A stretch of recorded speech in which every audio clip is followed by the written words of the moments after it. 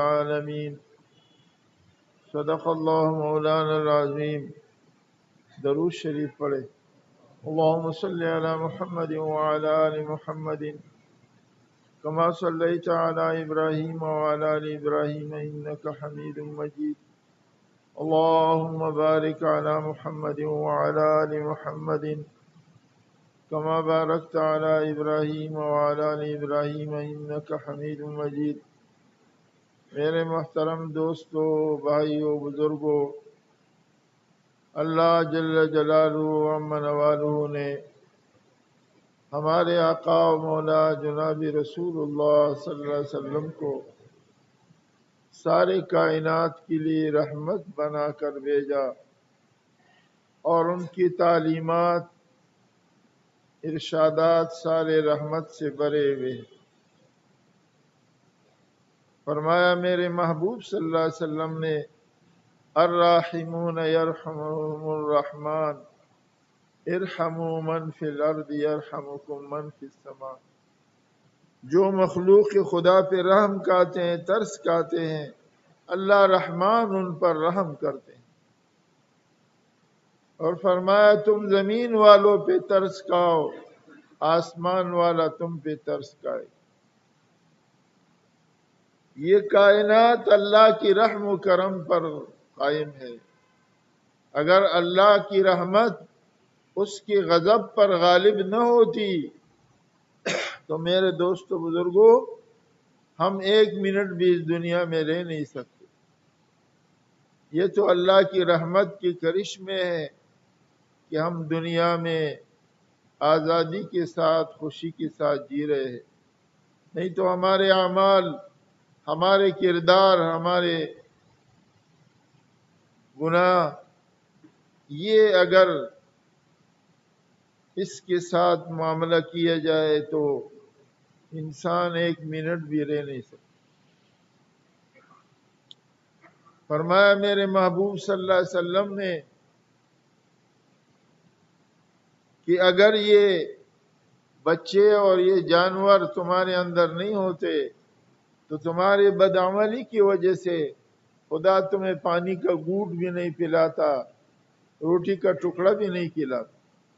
یہ تو ان پہ ترس، ان بے زبان بے گناہ مخلوق پر ترس کھا کر تم ان کے صلے میں زندگی گزار رہے. تو اللہ پاک کو رحمت اور شفقت جو ہے خدا کی مخلوق پر کرنا بہت بڑا عمل، بہت بڑی نیکی ہے. جس انسان کے دل میں رحمت نہیں ہے، ترس نہیں ہے، خدا کی مخلوق پر شفقت نہیں ہے، وہ انسان اللہ کی نگاہ رحمت سے محروم ہے.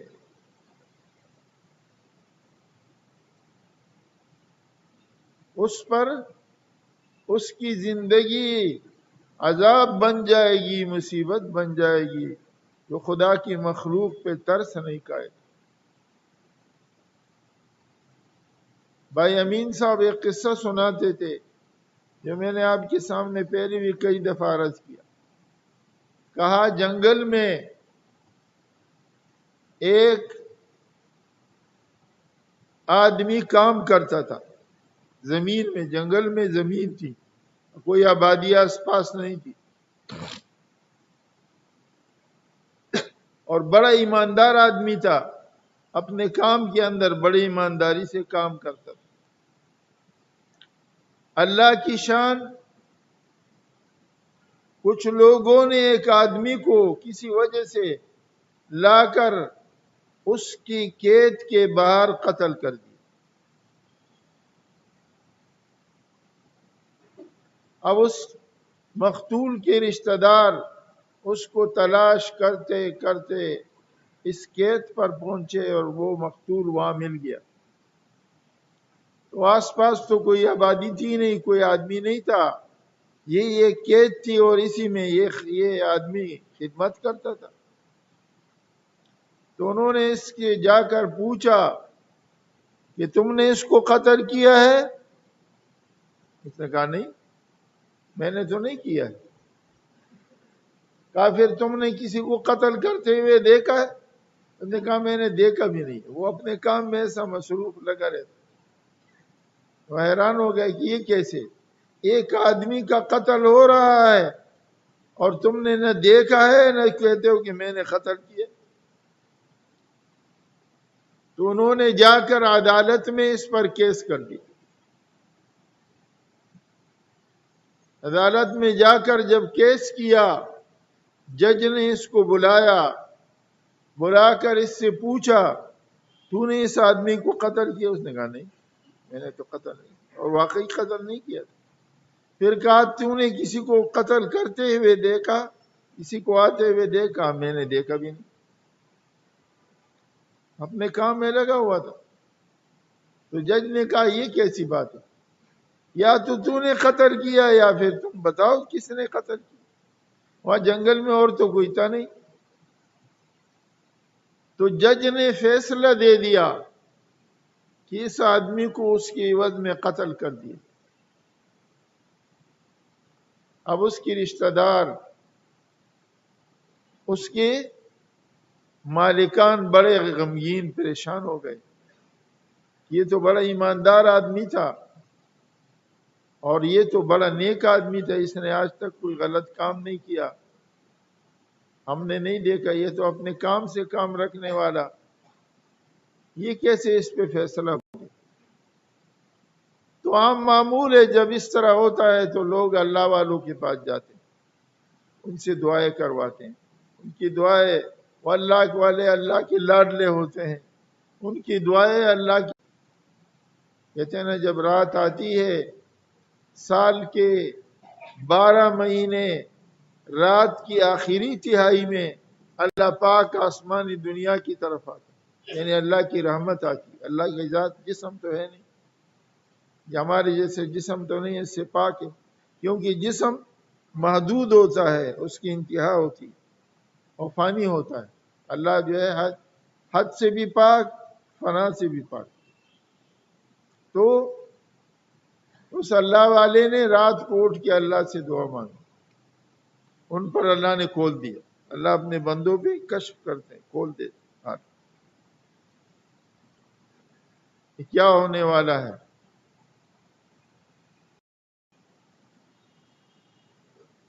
ایسے بے شمار واقعات ہیں کہ اللہ والوں پہ ایک واقعہ کھل جائے. مجددی الفسانی رحمۃ اللہ علیہ کا واقعہ میں نے سنایا.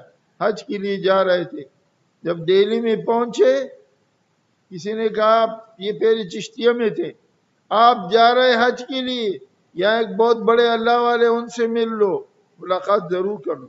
یہ اپنے والد سے مولانا عبد الواحد یا حج سے چشتیہ سلسلے میں اجازت تھی, نقشبندیہ میں نہیں تھی, ان سے ملو. جب ان کے پاس گئے, خواجہ باقی باللہ رحمۃ اللہ علیہ جو مرزا مظہر جان جانان رحمۃ اللہ علیہ کے شیخ تھے, بہت بڑے اللہ والے تھے, انہوں نے ان سے ایک دم ان کا جو مقام دیکھا, ان کی برکات و فیوزات دیکھی, تو فوراً بیعت ہو گئے. آگے زمین تیار تھی, صرف بیج ڈالنے کی ضرورت تھی, انہوں نے فوراً ان کو خلافت دے دی. اور پھر ان پر اللہ پاک نے ایسے مقامات کھولے. حضرت ہمارے حضرات فرماتے ہیں یہ نقشبندیہ کی 35 سبق ہے, 18 سبق بہاؤدین نقشبند رحمۃ اللہ علیہ پر اللہ نے کھولے, یہ 17 سبق آگے ولایت کبریٰ ان پر اللہ نے کھولے. تو حضرت خواجہ باقی باللہ رحمۃ اللہ علیہ نے ان سے فرمایا کہ مولانا آپ حج پہ مت جاؤ, حج آپ پہ فرض نہیں ہے, کیونکہ یہ صاحب حیثیت نہیں تھے, کسی سے قرض لے کے گئے ہو. میں نے کشف میں دیکھا ہے, کشف, کہ ایک فتنہ آنے والا ہے اس ہندوستان میں دین الہی کے نام سے. اکبر بادشاہ اس فتنے کی بنیاد ڈالے گا اور اس کا دفیہ اللہ پاک نے آپ کے ذریعے سے کی. تو آپ واپس جائے اور حج پہ نہ جائے, منع کر دیا, روک دیا. حضرت مجدد صاحب نے حج نہیں کیا, پھر اللہ نے وہ فتنہ ان سے دور کر دیا, یہ ذریعے سے ہٹا دیا. نہیں تو بہت بڑا فتنہ تھا، سارا ہندوستان اس کے لپیٹ میں آ جاتا، اور ہم بھی پتہ نہیں کون سے میں فتنے میں مبتلا ہوتے۔ جیلیں کاٹی، قلعے گواریار میں گئے، مگر سے پیر کالونی جاتی، اس میں اکثر اپنے مسجد سے اس میں آتے، تو سامنے ایک فقیر بیٹھا ہوتا تھا، گندے کپڑے، پرانے کپڑے، لوگ اس کے بعد دعا کرتے کوئی بڑا اللہ والا، حضرت فرماتے بڑا خبیث ہے، ہم حیران ہوتے یہ تو فقیر ہے، لیکن 1965 کی جنگ میں پتہ لگا کہ وہ بہت بڑا ہندوستان کا جاسوس ہے، اس کے بعد باقاعدہ CID جازوں کو اطلاع دیا کرتا، پکڑا گیا، یہ اللہ والوں پہ کشف ہوتا ہے جو اللہ کھول دے، اور ان پہ تو بہت کشف ہوتا ہے، کوئی جائے تو ایک دم دیکھتے کہ ساتھ ہی پورا ایک سرا اس کا نکال دیتے، یہ کون ہے، اس کے اندر کیا برائی ہے، کیا خوبی ہے، تو اس اللہ والے پہ اللہ نے کھول دیا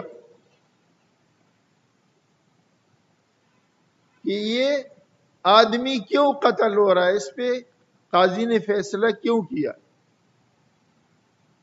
سارا قصہ کھول دی۔ تو جب صبح ان کے مالکان اور رشتہ دار گئے، اللہ والے نے فرمایا یہ فیصلہ صحیح ہو گیا، صحیح ہو گیا۔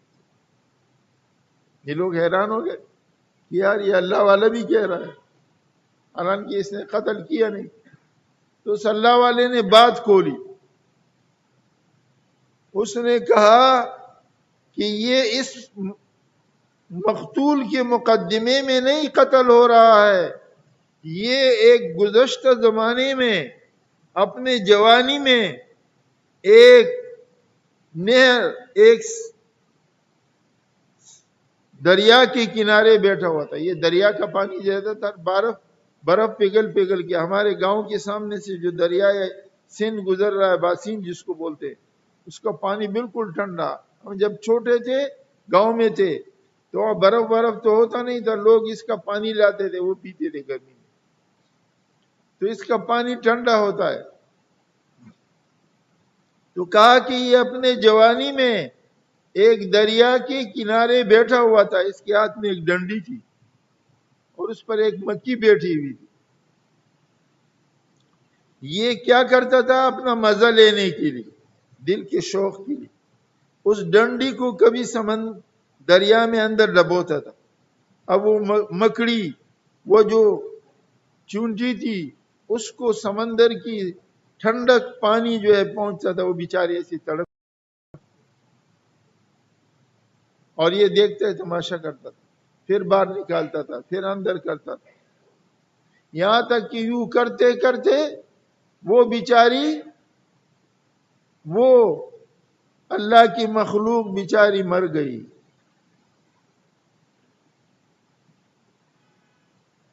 وہ جو مکڑی، وہ جو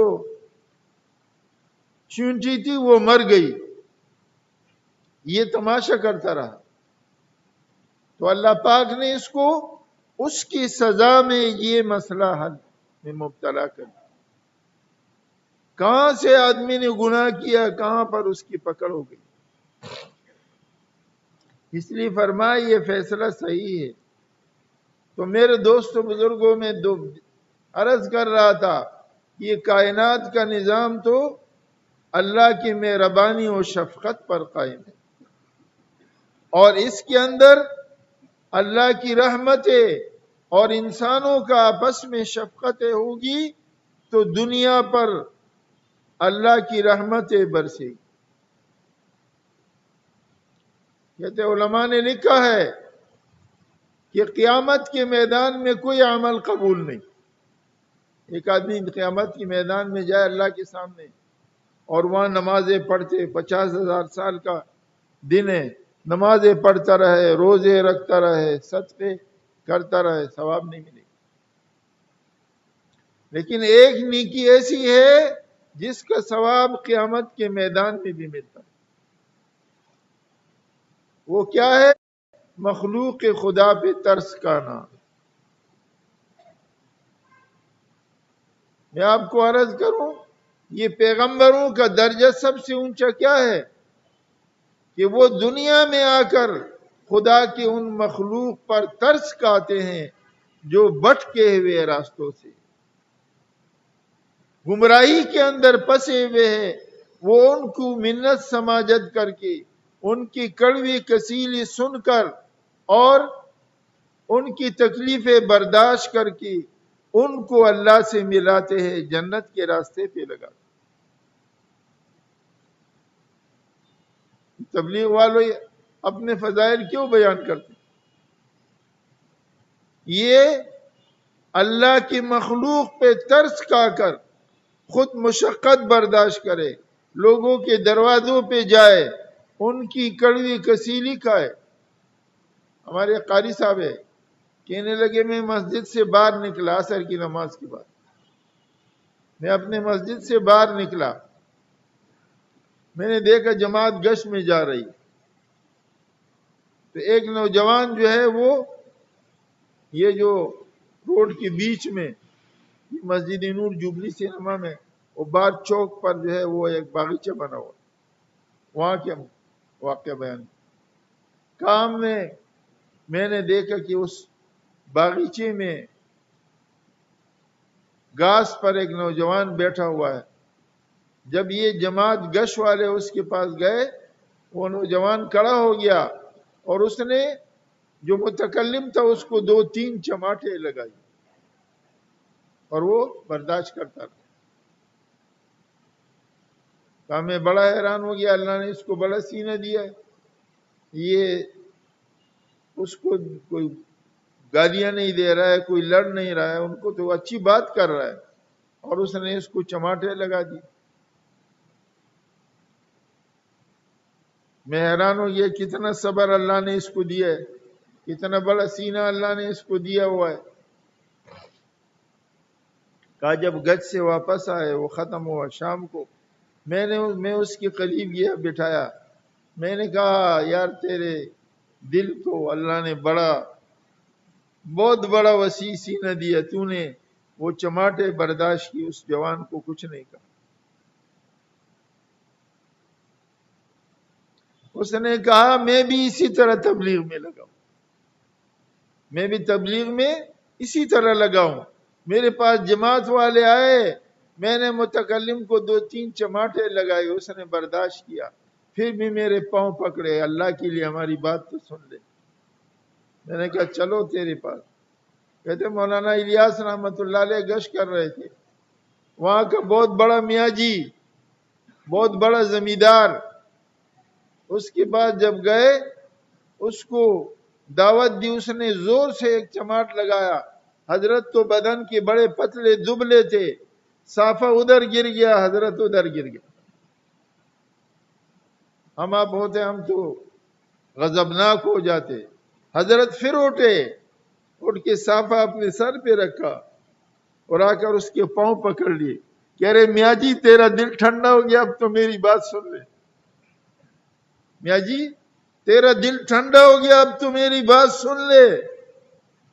اس میاں جی نے کہا ارے مولوی تو نے میرا دل جیت لیا۔ ارے مولوی، وہ میاواتی زبانی میں، تو نے میرا دل جیت لیا، چل جا بندے جا، اپنا یہ ایک نیکی کہیں سے لے کے آ جا ورنہ تجھے جہنم میں بیچ۔ یہ بندہ ایک نیکی کے لیے لینے کے لیے سب سے پہلے ماں باپ کے پاس جائے، جو پہلا سال وہ اتنا میدان قیامت کا وہ ہولناک دن، ہر آدمی نفسا نفسی میں مبتلا ہوگا، کسی کو کسی کا کوئی غم کوئی فکر نہیں، ہر ایک کو یہی غم ہوگا یا اللہ میری جان بچا، میری جان بچا۔ ایک آپ صلی اللہ علیہ وسلم ہوں گے، فرمائیں گے یا رب امتی امتی، اے رب میری امت کا کیا ہوگا، میری امت کی رحم کا۔ باقی ہر ولی ہر نبی سب یا ربی نفسی نفسی، اے میرے رب میری جان بچا دے۔ تو ماں باپ کہیں گے بیٹا دنیا میں تو ہم نے شفقت کیا، سب کچھ کیا، یہاں ایک نیکی نہیں دے سکتا، ہم کو اپنا غم لگا ہوا ہے۔ پھر وہاں سے مایوس ہو کر بیوی بچوں کے پاس جائے گا جن کے لیے ساری زندگی لگائی تھی، وہ بیوی بچے بھی انکار کر دیں گے، نہیں دیں گے، ایک نیکی نہیں دیں گے۔ رشتہ داروں کے پاس جائے گا وہ بھی انکار کر دیں گے، دوستوں کے پاس جائے گا وہ بھی انکار کر دیں گے، جہاں جہاں سے امید کی کرن نظر آتی وہاں جائے گا، سب انکار کر دیں گے، کوئی ایک نیکی دینے کے لیے تیار نہیں۔